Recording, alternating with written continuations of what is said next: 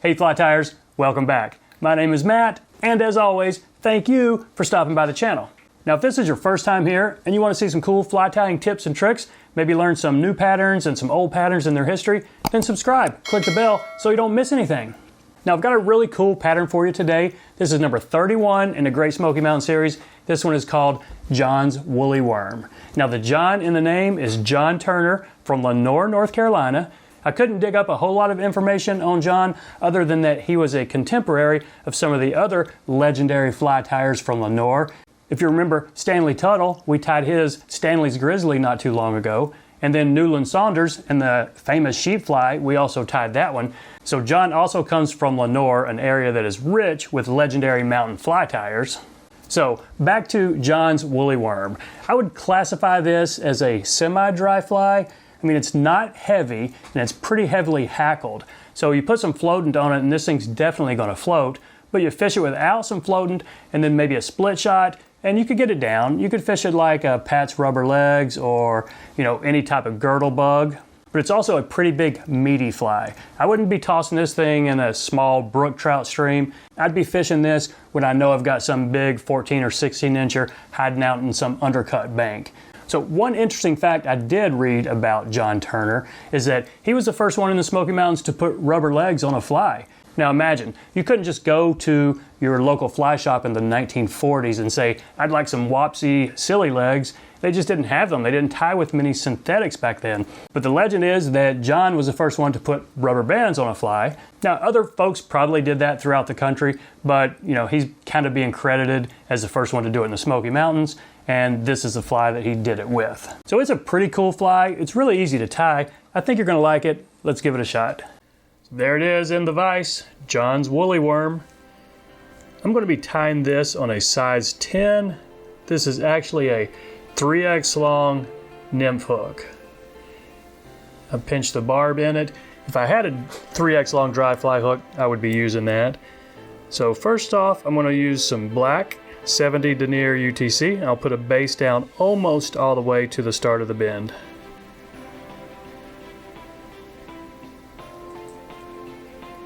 Okay, now I said almost because I'm going to, I'll show you here. First thing we're gonna tie in is the tail. The white rubber legs, but it's actually a white rubber tail. So what I'll do, I'll just bring them up through the hook right there, or the thread. Now I've got one wrap on it, and I'll throw a couple more down right here. And this is really the trickiest part of the fly. So I've got one wrap right there, maybe another tight wrap. But why I left my thread in front of the bend is because I'm going to pull these down to the side and then put some tight wraps right back here. So my goal is to get these back, the tail caught in where it's coming off either side of the hook. You see that? They are for the most part, but I don't want them going too far up. So I'm going to pull them down. Okay, I kind of like that right there. Now I'm going to put some, don't want it to spin.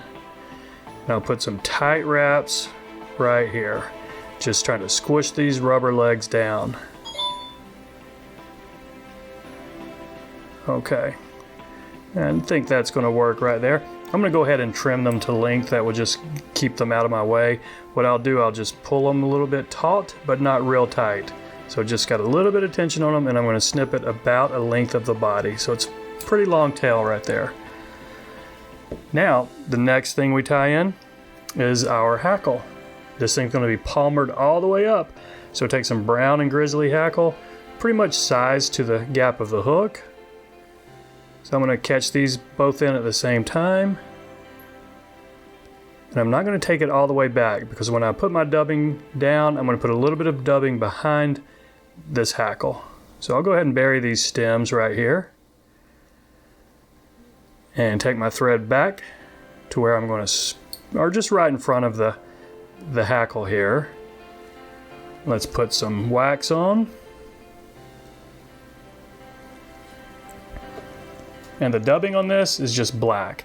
I'm using a synthetic. This is a super fine.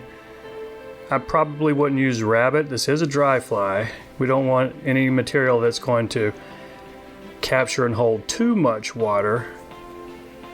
So, but we're not putting it on that thick. So if all you've got in black is a rabbit, go ahead and use it. You could probably even use a chenille, but we don't want it that thick. So I've got my dubbing caught in, and I'm going to put 2 or 3 wraps probably behind this hackle here.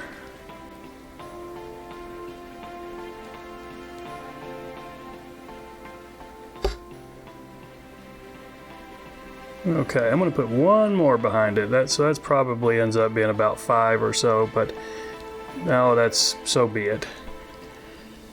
Now just take your dubbing, not too thick, but it doesn't have to be super thin, all the way up to the eye. Now it might take a couple of applications to get it on, but just dub it all the way up.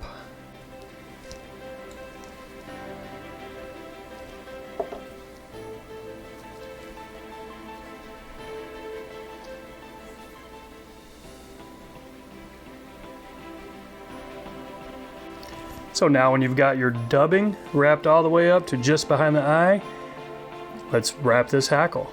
So we taking these first wraps and then palmer it on up. Now you can put them pretty close together. If you've seen a real woolly worm, they're, you know, the spikes coming out of these caterpillars are really pretty close together. But just palmer it up to what you think looks right, all the way up to the front of that body.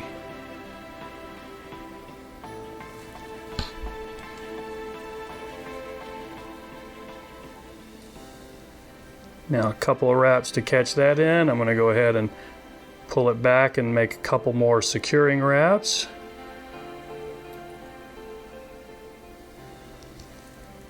And snip off these pointing forward.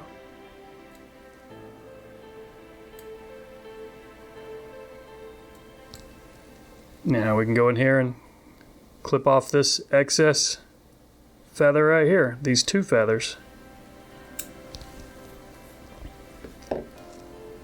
And get rid of the scragglies there. Okay, now same thing we did in the back, we're going to do in the front. So call these front legs if you will, or antenna, for calling that back rubber tubing a tail. I guess this could be the antenna. So I'm going to put a couple of wraps right there. I'm going to do this pretty much the same way. Just a couple of tight wraps to lock this rubber in, and then, okay, then I'm going to pull them down on either side. So I think that is going to look fine, maybe a little bit farther down if I can do it. So I'm putting some tight wraps right here. Before we really lock it in, make sure you got them positioned how you want. I think that's going to be fine. And then I'm just going to lock it in. This is our head right behind these front antenna. You don't have to worry about it. You see that white spot right there? Most of us fly tyers will just try to keep burying burying that, wrapping thread until it goes away. But here's a little trick that I do for these, just to keep me from getting too crazy with the thread. I take a little black Sharpie. I'll pull it down and then just touch that right there. And, you know, take your time and put a good little blob of black marker on it. And you can hide it without building up your head too much. So let's go ahead and do our whip finish. You might want to trim these front legs first, but let's see if I can do this without trimming them. Yeah, that worked all right. Because the front legs, we will trim these here in just a second, and they're going to be a little bit shorter than the back. So a bit less than a body length. Just whatever your preference is. So I think that's going to be fine right there. The back leg's pretty long. The front leg's just a bit shorter.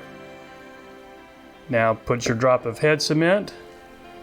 I will just put mine right here. Could probably use a little bit more than that, but we'll see if I can spin that around, get everything covered.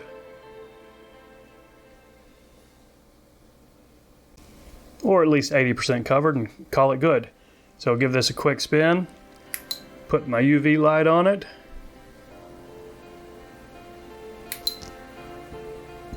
And there you go. John's woolly worm is done. So I appreciate you watching, folks, and we'll see you next time.